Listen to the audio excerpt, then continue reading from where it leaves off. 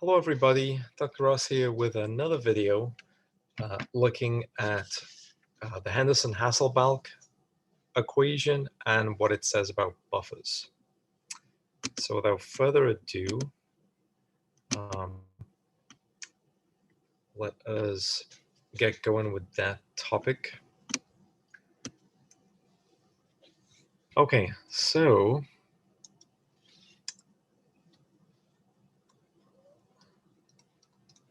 I'm going to call this buffers, and we're going to compare one equation but with different conditions for each equation. So let's consider the following. So we've got hydroxide aqueous and HA, so a generic acid aqueous, and this will give water, liquid, and A- aqueous. Okay, so I'm going to write that again and then I'll interpret what it is. So OH- aqueous and HA aqueous, water, liquid, and A- aqueous. Okay, so first of all, we don't have any buffer yet, but we're going to form one right now. So we essentially have a strong stress. Here the hydroxide is a strong base, and we're going to imagine the buffer is the HA with the A-. So let's annotate that real quick. So we have got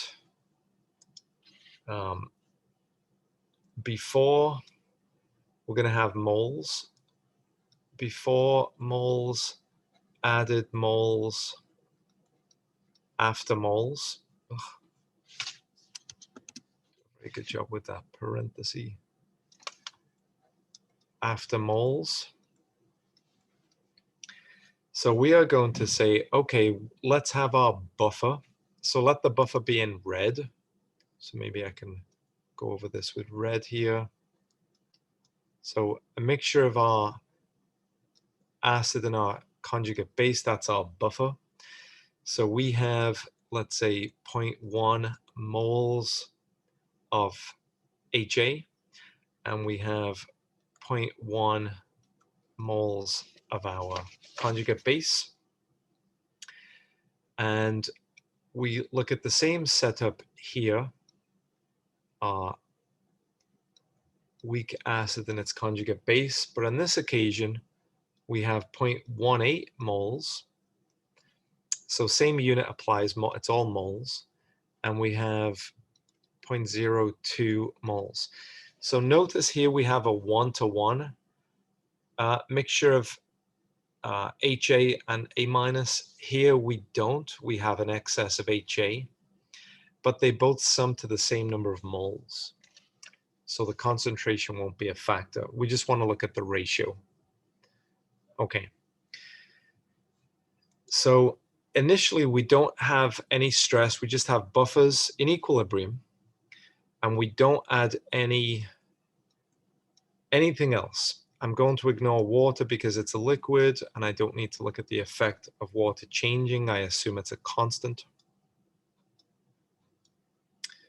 Okay, but I'm just going to look at the effect of adding a strong base OH- to our buffer. So let's add our strong base now in the addition column. So we've got 0.01 moles of strong base added. I don't add any more of anything else. So again, we initially have a buffer. We add 0.01 moles of strong base to it. And then that plays out. It's going to, because it's a strong system added to a weak base, it's a strong system added to a weak system in equilibrium, it's going to shift hard right. It's going to annihilate itself. So eventually I'm left with no strong base. And it annihilates itself out of the weak acid, so 0.1 minus 0.01 gives me in fact, I'll do that in red to be consistent with what I started. I'm left with 0.09 moles, and I've generated the extra 0.01 moles of A minus. So I have 0.110 moles. So essentially that goes to zero by producing that much more of HA, sorry, consuming that much of HA and producing that much more of A minus. Okay. Over here on the other side, again, I don't add any base initially, but then I do add base, and I want to see what happens. I don't add anything else. So this is Le Chatelier's principle in action, right? I've got a buffer at equilibrium. I then stress it, in this occasion with a base. It annihilates itself, so I'm left with no base. It shifts hard right, and it takes that much out of the HA, so I'm left with 0.17 moles left, and I add that much more to A minus, so I'm left with 0.03 moles of A minus eventually. So now I want to see what happens. Okay, so what were the consequences of that stress on these buffers? So I'll make some assumptions. Let the initial pH equal 5, which is a reasonable pH for a weak acid at equilibrium. Then the final pH, the pH after the stress, is going to be, according to Henderson Hasselbalch equation, it's going to be the pKa, but I know that the pKa is equal to the pH, so it's going to be 5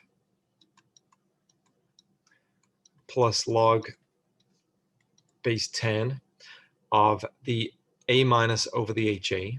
So that's going to be 0.110 divided by 0.090. So that's going to give me a final pH equal to 5.09.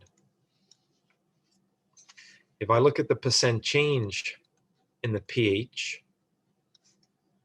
it's going to be the final pH minus the initial pH divided by the initial pH as a percentage. So that's a change of a positive change of 1.8%. If I look now at the other case, the other buffer here that wasn't a 1-to-1 ratio, I say if the initial pH is 4.05, now you would expect it to be a little bit different because the initial conditions were different. So you'd have to trust me that that's what the equivalent initial pH would be based on these values, but you can check that for yourself. Then the final pH is going to be the pKa, which is equal to the pH. Now the pK is a constant value, so it would be equal to the same Ka as over here. So 5.00 plus log base 10.03 divided by 0.17. So the pH is going to be 4.25. So the percent change in our pH is going to be the final pH minus the initial pH divided by the initial pH as a percentage which is 5%.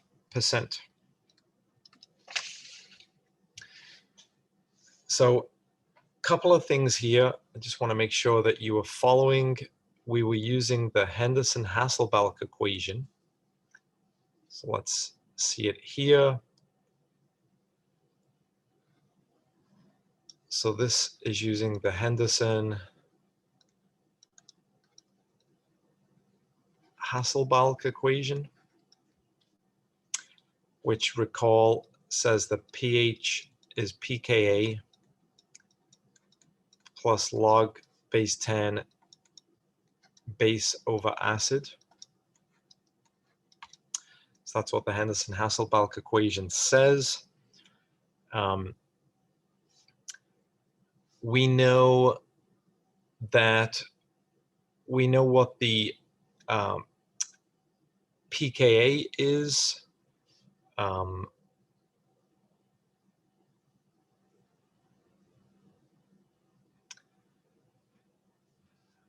So first of all, why do we know that the pK, let's see, I need some space. Let me squish it up here. So remember, initially we have, this is a one-to-one relationship. The 0.1 and 0.1 are the same, right? So remember, the pH is the pKa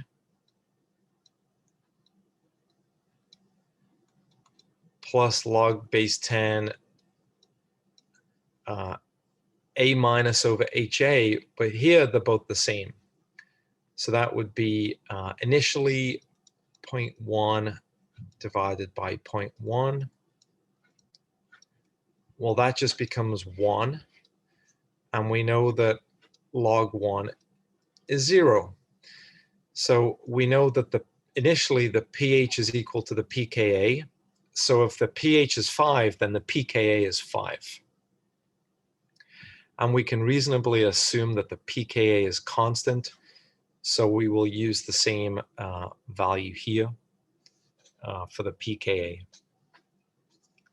So that's the assumption we're making. Importantly, what we learned here, we've learned that you can have the best buffer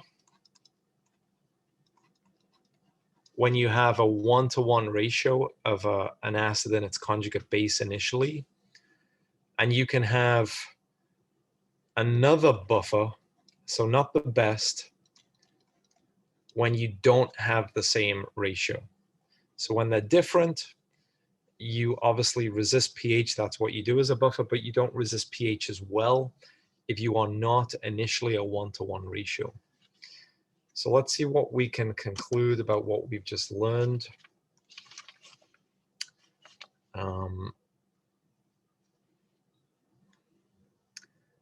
So the most effective buffer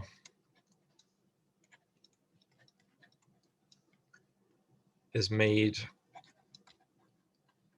when the initial ratio of acid to conjugate base is 1-to-1.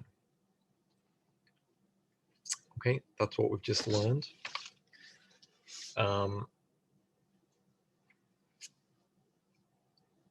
And when we say most effective buffer, it leads to the smallest pH change. So yields smallest possible change in pH. So again, it's not really a matter of how the buffer affects the initial pH, it's how it resists further change in pH. The 1-to-1 ratio here gave only an increase of 1.8 percentage points versus the 5 percentage points over there. So we want a 1-to-1 ratio when we make our buffer. What about the absolute concentration of buffer? Okay, so let's repeat the same type of argument, but now we'll look at concentration. So here we're going to look at the we're going to look at the effect of the BLA, the Brenzstedt-Lowry acid, to conjugate base pool, so the concentration pool on the buffer.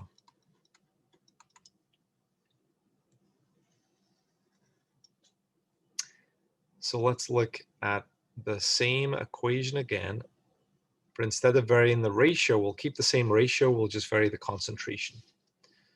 So let's start off again with our OH minus aqueous and our HA. I've done it again in black. I'll have to go over in red again to exaggerate the buffer. All right. OH minus, HA, water, and conjugate base. Okay, and again, because we have a strong system, we look at moles rather than concentration. So we've got before in moles, we've got addition in moles, so what are stresses, and then the after effects in moles. Okay, and again, I've got my buffer, which I'll go over in red here. So my buffer is the weak acid and its conjugate base. The weak acid and its conjugate base. And I'm going to add, they're both going to be a 1-to-1 ratio. So this time I have 1-to-1 ratio, 0.5 moles each. And here I've got a 10-fold diluted version. So 0.05, 0.05. So still a 1-to-1, but 10-fold diluted. Let's see if the pool on the left, the more concentrated pool, is more effective. Okay. And initially, I'm not going to add any stress to the system. I just have my buffer in equilibrium. I can ignore my water because liquids don't participate in dynamic equilibrium. Now I'm going to add my stress. I'm going to add 0.01. Won't add anything else. I'm going to add, so whereas I initially had no base to begin with, I'm now going to add 0.01, but I'm not going to add anything else. And similar to the last time, it's going to annihilate itself. I'm going to be left with nothing at the end. It's going to take that much out of the acid, so I'll do it in red, 0.490. So 0.490, and then I gain that much conjugate base, so 0.510. Similarly over here, I annihilate, I'm left with 0, but I take that much out of my my acid here, so I've got 0.040, and then I gain that much conjugate base, 0.06. Okay, so you can pause the video, make sure those numbers make sense to you. Hopefully they do. So if the initial pH is 5,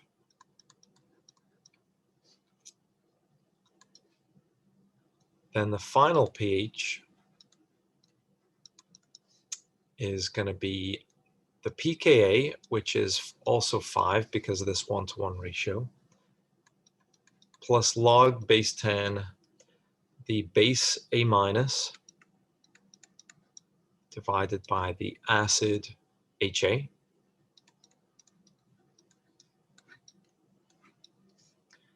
And that's 5.02. I'm not worried about significant figures here. So the percent change in our pH is going to be the final pH minus the initial pH divided by the initial pH as a percentage. which is 0.4. Let's compare that with the dilute pool. So again, if the initial pH is 5, so why is it 5 now? Again, because it's the same ratio, so the pH and the pK would be the same. The initial pH is 5, then the final pH is the pKa, which would also be 5, plus log base 10, the conjugate base, 0.06, over the Brensted-Lowry acid, 0.04,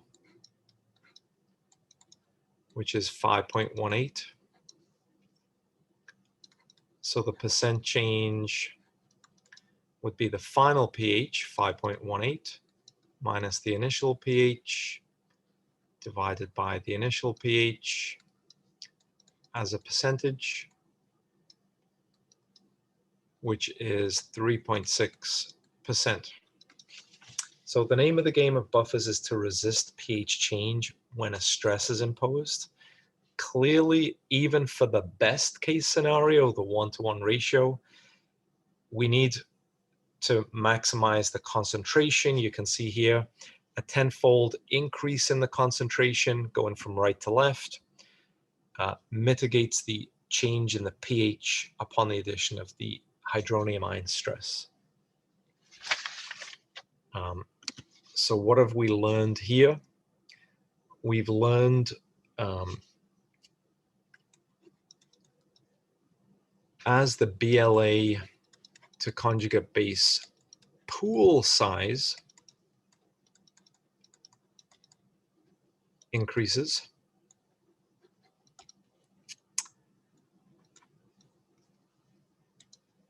sorry, I tried to write and think at the same time, doesn't work. The smaller the shift, the smaller the shift per added stress.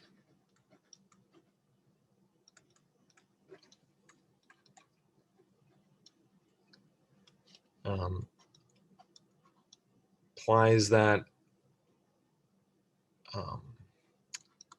the log conjugate base over Brensted-Lowry acid will be smallest, and the percent change in pH will be minimized.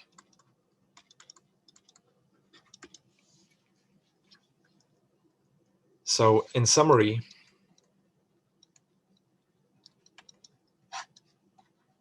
to build a better buffer, so the best buffers have a 1-to-1 mole ratio of conjugate base to Brensted-Lowry acid and a large pool size.